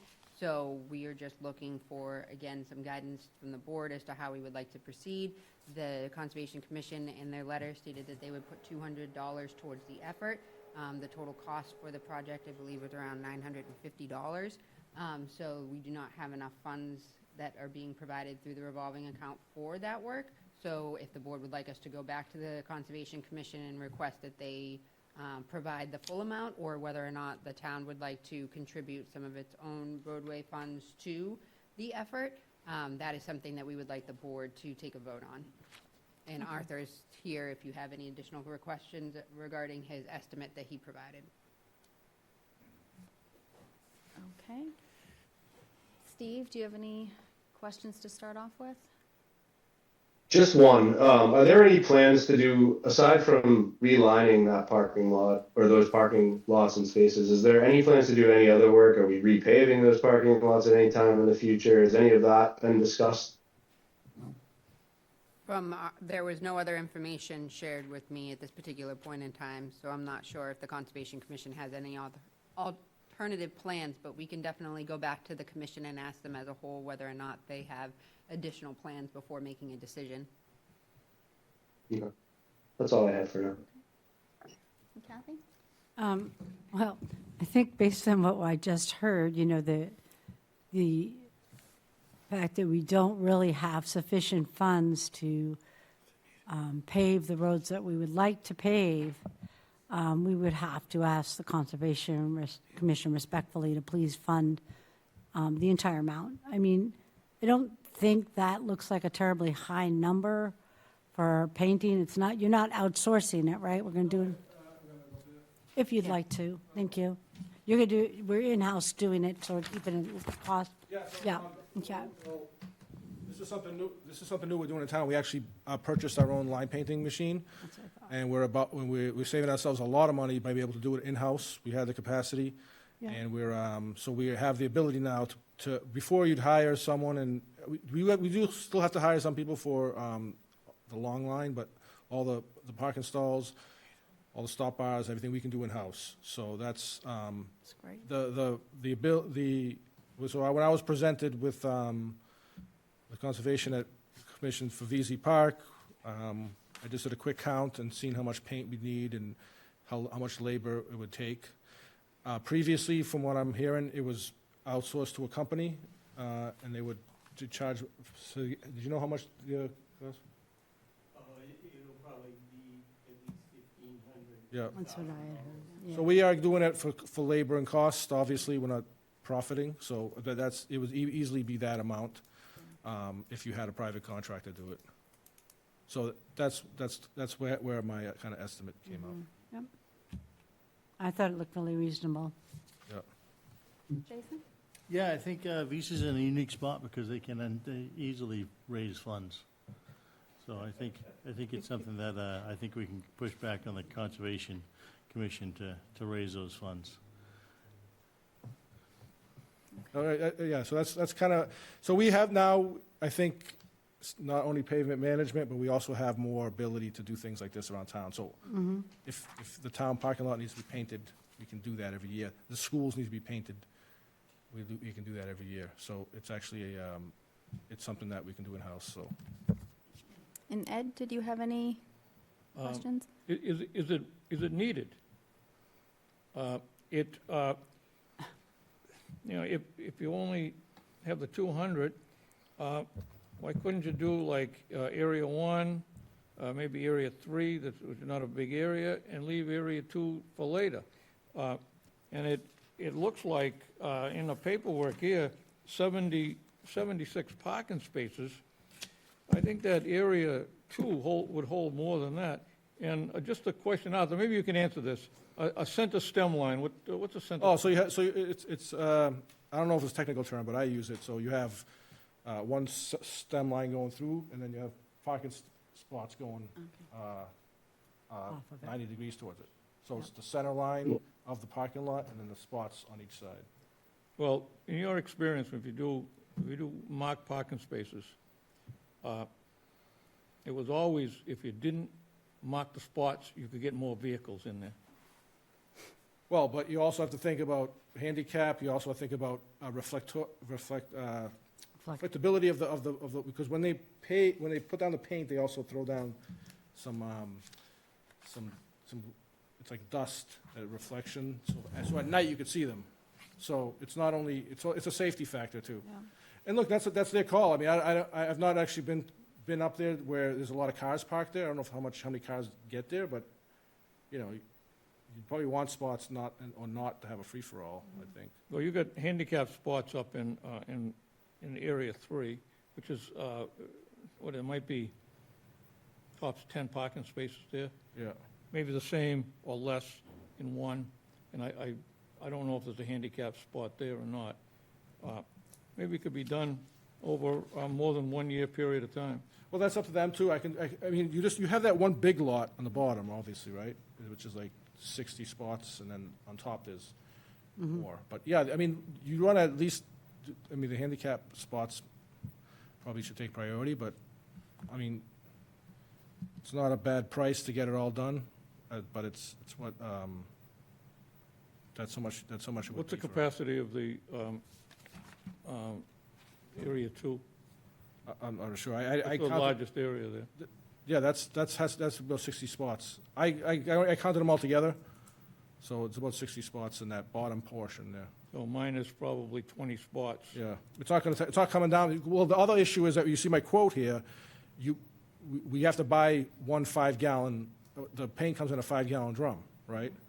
So when we buy, you can't buy less than that, so you have to, so when we go up there and do it, we're gonna at least use 5 gallons. And that, so, not saying we can't use it anywhere else, but that's how you would estimate the job.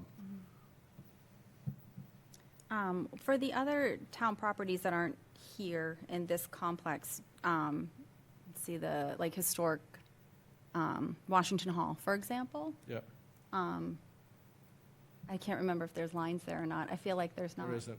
No. Okay, then never mind. I was going to say, Yeah, who does there's those not. lines? Okay. We haven't done any, other than the town-owned parking lots like Washington, the only other parking lot we did this, because we just got this machine like late fall, so Yeah, like, yeah. we were almost like testing it to see what we can do. Mm-hmm. But we only did Washington Park lot as like a lot. But Okay. that was very faded, and the other problem with lines is if you don't paint them fast enough, you're gonna lose them. Right. And if you lose the lines, you have to, the price goes up, we can't even do it, like, a company would have to come in there and market them out, which becomes a bigger job, because it's 2 nights instead of 1 night.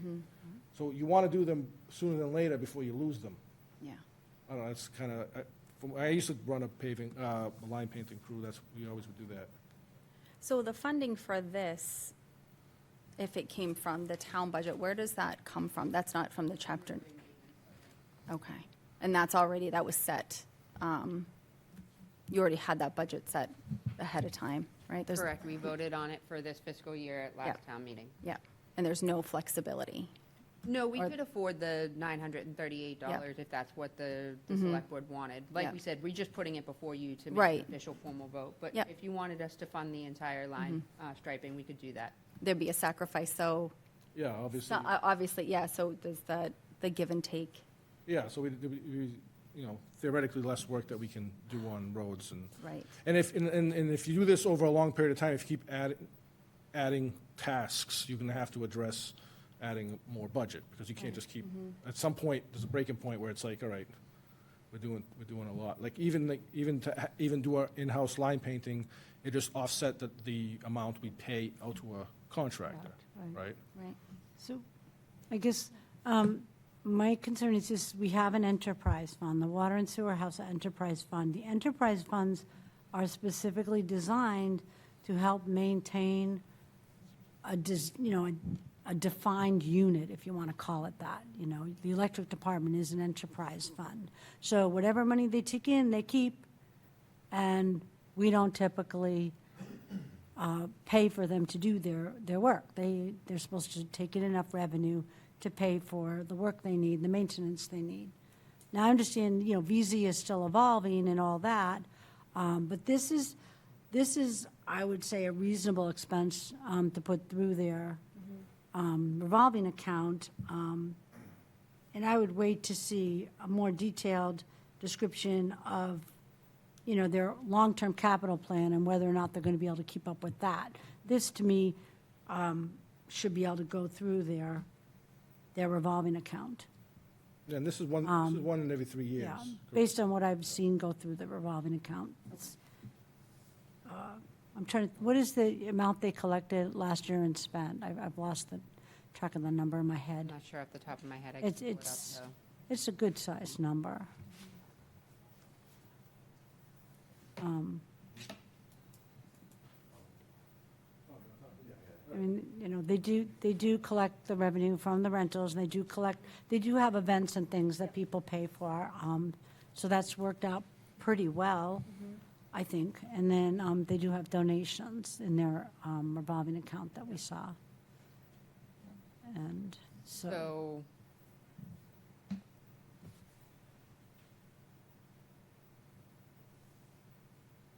the fund balance right now is $14,739. Right, but overall, like, for the year, I know we set a cap on it, but overall, They can spend up to $150,000 Yeah. for fiscal year '27, $130,000 for fiscal year '26, which I believe they're very close to spending that limit. okay, so they have over $100,000 revolving account. So $1,000 isn't that big at this point, I don't think. And I don't want to start nickel and diming the highway budget so early in the year. Yeah, so can I make a motion that we refer this back to the Conservation Commission to fund the full amount of $968? Second that. Yep. All right, any further discussion? I got a couple comments on the line stripe. So the line stripe, I know VZ Park's a perfect example. That's a restripe, right? The lines are already there. It's pretty simple. We can do that, no problem. But I think Arthur mentioned the school. It gets a little trickier, right? I mean, the town shouldn't be getting involved in this stuff. I mean, you know, most guys have two machines, one for the yellow, one for the white, right? It takes a long time to work the paint through. You have symbols, you have numbers, stencils, they're all different. I mean, it's too much. You mess up, it's too much, you know, and it's cheap. And I'm sure the town has an annual contract holder for pavement markings, I would assume. They must.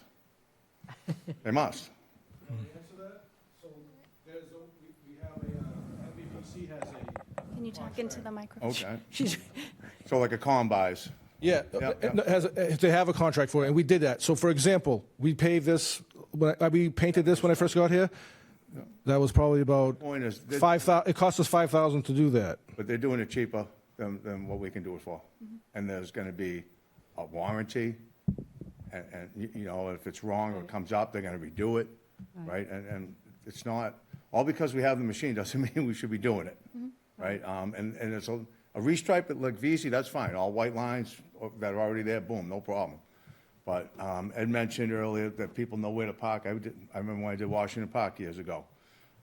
If anyone remembers how much of a mess that was without stripes, okay? People couldn't get out of their spots. When you pave a brand-new parking lot, it could be an Amazon building, okay? People will be all over the place. But once the stripes go in, that makes order, right? So you definitely need the stripes. But it's just, the restripes are fine, but you start, and maybe a crosswalk with a handgun part of it, that's fine. But you start getting in the handicap stalls where there's the hashings and all that different colors, the blue, right, the symbols, some of it's thermoplastic now. I mean, it's just go through the sub. I mean, that's a great machine to get you out of a jam, right? The water department has to repair a water main break through a crosswalk or something, they can paint the crosswalk back in, or whatever, or a fog line, whatever. But plus, it takes years to get good, to run that machine 600 feet in a straight line. okay. You know, you just don't get out of bed and do that some days. So That's my point. The stuff is pennies. It's like $1,500 a day for a two-man crew with that stuff, you know? I think you could paint VZ for you know, $1,200 or something, but the restriping is fine, but before they go crazy with the thing, it's good to have, but it's the same money to sub it out, and I think that's where we kind of go sideways with having highway do everything, right? I mean, Yeah. Thank you. That's my thoughts. All right, thanks. Could I get your name and address I'm just for the sorry, record? Bill Daly, 7 Hemlock. Thank you so much. Okay. All right, so we had it open for further discussion from the board. We're ready to vote? Yeah. Okay. Steve? Yes. Kathy? Yes. Jason? Yes. Ed? Yes. Becky? Yes. Okay. All right. We already went through appointments and resignations. No approval of the minutes. Old or unfinished business, we have the committee board template.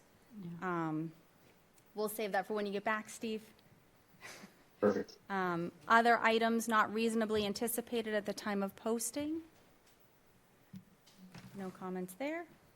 So something new was added to the agenda to help us stay on track of where we have board members representing in other capacities. So you'll see select board member reports is here. So first, we have Jason for Whittier Regional Amendment Agreement Committee. Woo-hoo. Yeah, you want to provide a nice update? Kathy? What? You're talking about Whittier. Oh, so you want me to recuse? That's- I'm going to just Just maybe not stop. participate. I think I'm hopeful with my retirement coming up this year that the ethics people will say that it's okay for me to begin to participate, because once I'm not salaried through them. So I'll just Okay. recuse a little bit for now. Yes, I think Angus, who's the chair, has really been pushing a lot of this through. And right now, he's working on 2 different drafts of an agreement. One of them is going to contain an MOA,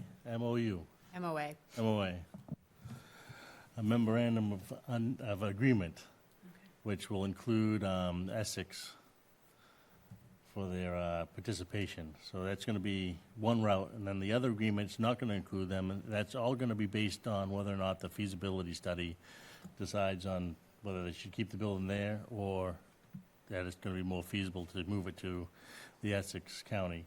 And it was really nice to see that the change in the room over the time, because the school committee is the really driving force of this.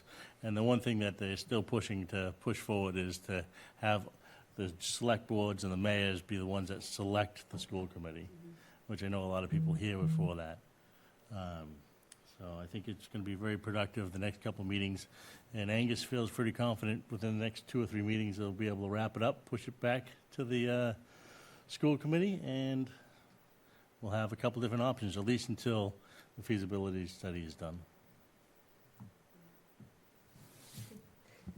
I know I said I wouldn't say anything, but you understand he's taken a position at Whittier? Yes. Okay, so does everybody in this board know? Angus is the new business manager at Whittier? Okay, so then he will not be able to. Well, I think that's one of the reasons why he was also focusing on wrapping it up prior to his actually taking the position. That makes sense, yes. Yes. He's I a know. resident here, too, so. I thought he already took it based on your discussion, but no, it's not yet. He's accepted it, but Yes. he didn't actually take it until July. Okay. All right. Thank you. Any questions for Jason? No? All right. Next up, Community Preservation Committee. So Ed, I think there was just a meeting recently. There was. At the meeting, we discussed the finished projects that need to be closed out, and the monies returned that there was excess. We went over active projects and the new projects, and also went over the criteria for future project for next year and the time limits, and that was about it. There was a lot of discussion on the finished projects and the monies that need to be returned. Excellent, thank you. Any questions for Ed? Nope. All right, Steve, I'm going to put you on the spot for our Memorial Day recap. Do you have your speech with you? Yes, I do. Okay. Although I think I will. I think I'll spare you guys Okay. the reading of it just because I'm remote. But I can certainly send it to the town administrator and ask her to forward a copy out. The ceremony was very well done. I was really honored to be there and have an opportunity to speak on behalf of the board. It was really, really well done. The American Legion did a great job. The band and chorus did a great job. One thing that did come up, and I did just want to mention it tonight, is the American Legion mentioned that they are looking for new members. They seem to have seen in recent years a dwindling of active members. So, I just want to encourage any veterans or those, anyone active duty or reserve to consider getting involved. And if anyone needs information on that, feel free to shoot me an email, or I'm sure the town administrator could provide contact info as well. But I think it would be great to support what they're doing. They really do, they really do a great job of supporting veterans and also making sure that, from a Memorial Day perspective, the amount of work that they do, not only with the ceremony, but at places like the cemetery and things like that, I really think we should do whatever we can to support them. Great, thank you. Any questions for Steve? No? Well, thank you for representing us. I appreciate it. Next, we have town administrator's time.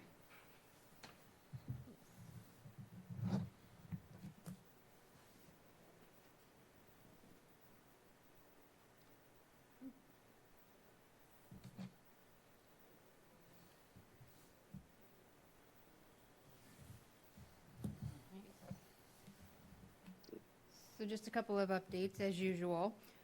For administrative updates, I know I sent you all an email, but I'm really excited that after our meeting with S&P, they affirmed our rating of AA+, and also gave us some tips about how they think that we could increase that to a AAA, maybe within the next 2 years as we continue to beef up our reserve funds and to enhance our financial standing. So again, any opportunity to kind of throw that out again, I just wanted to make sure that we were boasting that we are heading in the right direction.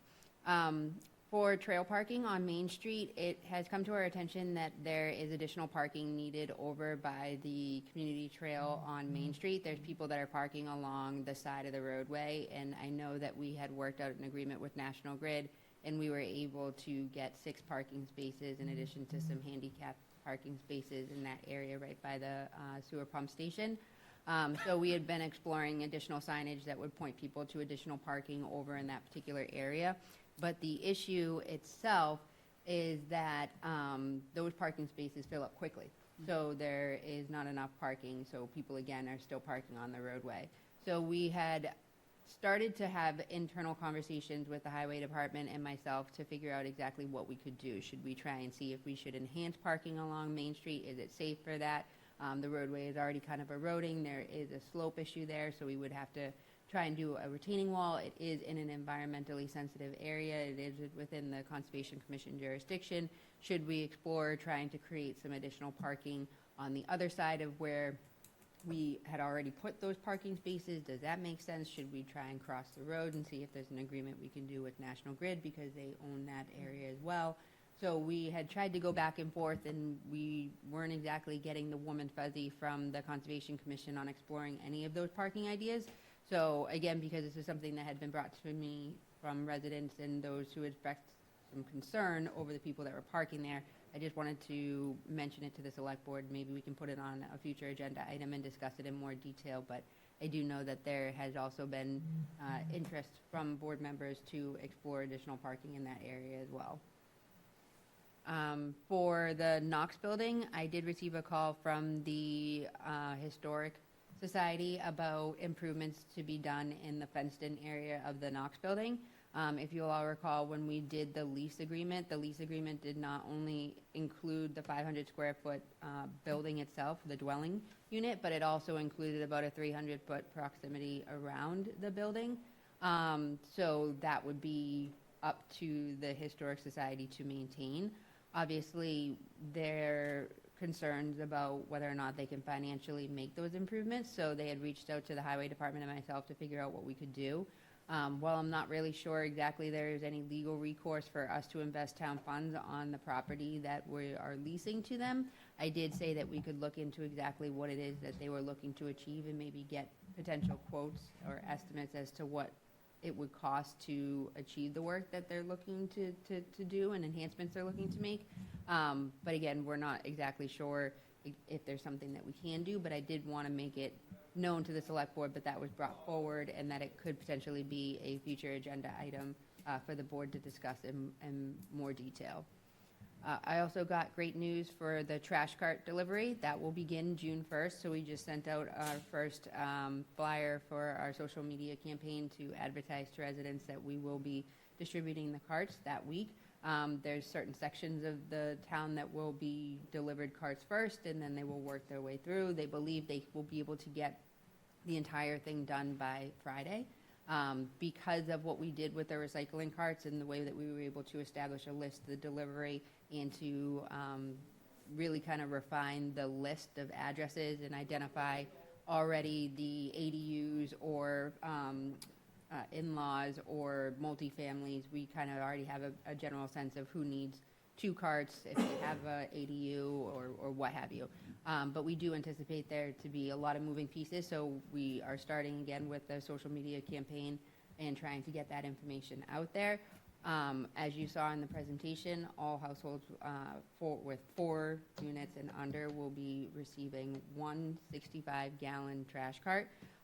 After the year, I believe that the select board had expressed interest in identifying how that has worked and whether or not additional cart or changes in the program would be necessary for those individuals to be able to purchase for an annual fee an additional cart, which would offset the cost of the additional tonnage. But again, those specifics have not been identified, so as of right now, we are just working with the 165-gallon. So we will continue to share that information, and hopefully it will go smoothly, but we do have a couple of weeks to make sure everybody has what they need before the program would begin on June 29th. I also wanted to inform you that we have made an appointment for Donna Arnold as the new assistant accountant for July 1st. You may all recognize that name. Donna is our current assistant treasurer collector, and she has expressed interest in changing slightly her career path in the accounting realm. So we were very happy to see that she would be willing to do that. She also currently takes care of some of the benefits and the management of benefits in her role, and that is actually something that we added to the new role so that we could free up additional capacity within the assistant treasurer collector's office, because they had been requesting an additional clerk, but it was not necessarily something that we were going to be able to add to the budget for quite some time. So we figured alleviating some of the duties and responsibilities and putting them to that part-time position would be better. Now that Donna's expressed interest, it actually works to our benefit, so there'll be less training in regards to trying to take over the benefit side of things. But that does mean that we now have an open assistant treasurer collector position. So we have posted that on the MMA website as well as out on our board and all of our other but listservs that we are a part of. So hopefully we'll be able to get somebody in that seat for July 1. And then I also just wanted to let the board know that I submitted an application for the recycling dividends program. That is one of the programs where we check off certain items in which we, have a library of things where we have the grabbers for the trash, whether or not we have, pay-as-you-go, which we don't, but whether or not we have other notifications about proper recycling, or I identify different areas where we can recycle. So if there's a textile bin or things like that, we get points, and those points average out to a monetary incentive for communities. Ours is really very minimal. I think it was like $1,500 one year, and I think we're closer to about 2,000. We're actually utilizing that funding for education and outreach in regards to the new trash program and trying to provide additional incentives. We are also trying to further enhance the pilot program that we had worked out with the composting. So those funds kind of help offset, again, the cost of the initial startup kit and getting folks the actual bin, and then they would be responsible for the long-term cost. But again, getting that first step and making it a little easier is something that we try and do, and these funds help do that. So hopefully we will get some additional points with our new program, and I will happily report what that figure is once we know. For upcoming events and administrative approvals, there's an MVMPO meeting on the 27th, the Groveland Housing Authority's meeting on the 27th, and the Planning Board is meeting on June 2nd. Field use permits, we did approve a permit for the Pentucket Youth and Varsity Softball team for a home run derby. And then I also just received correspondence from the Pentucket Youth Soccer about their annual 4th of July event, so they should be submitting that shortly. Procurement, we awarded a contract to Weston and Sampson for the water treatment facility for our owner project manager. We also had a contract for the town complex parking lot for the light replacement. You'll see that when you go out tonight that a couple are broken, so we're looking to get those repaired. And then we added a new fax line over at the public safety building. I know it sounds a little antiquated, but at the same time, when you're dealing with the court system, they require you to fax documents, and so they were not accepting the upgraded modern technology, so we needed to make sure that we had a secure fax line, so we just procured that. For project in progress, we're still working with the Valley Screw Building. We did have that testing done, so we're waiting to hear back the results.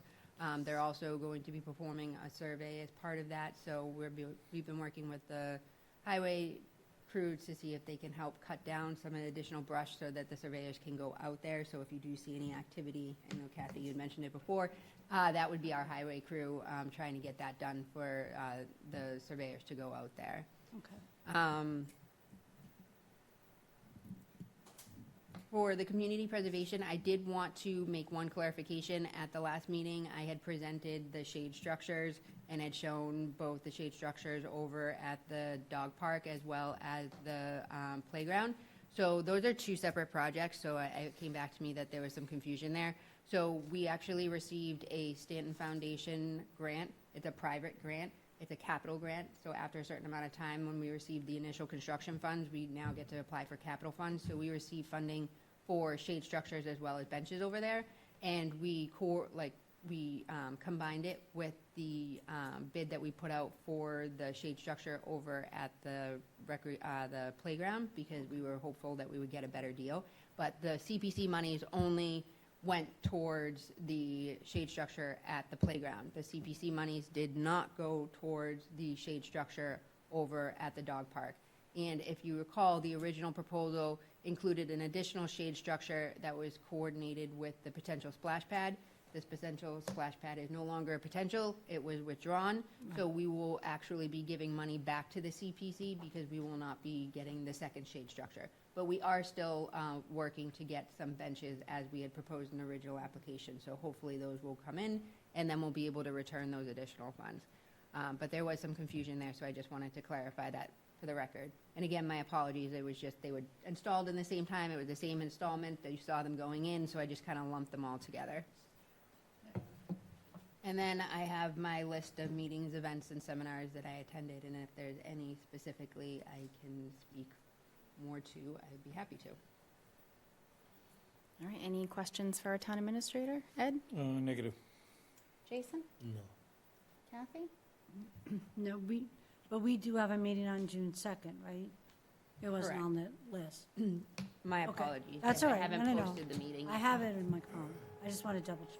Yes, we will be having a special meeting on June 2nd at 6 p.m. Okay, and an executive session will be held. okay. All right, and Steve, any questions? No questions. All good, okay. Thank you. So next up, we have select board time and reports.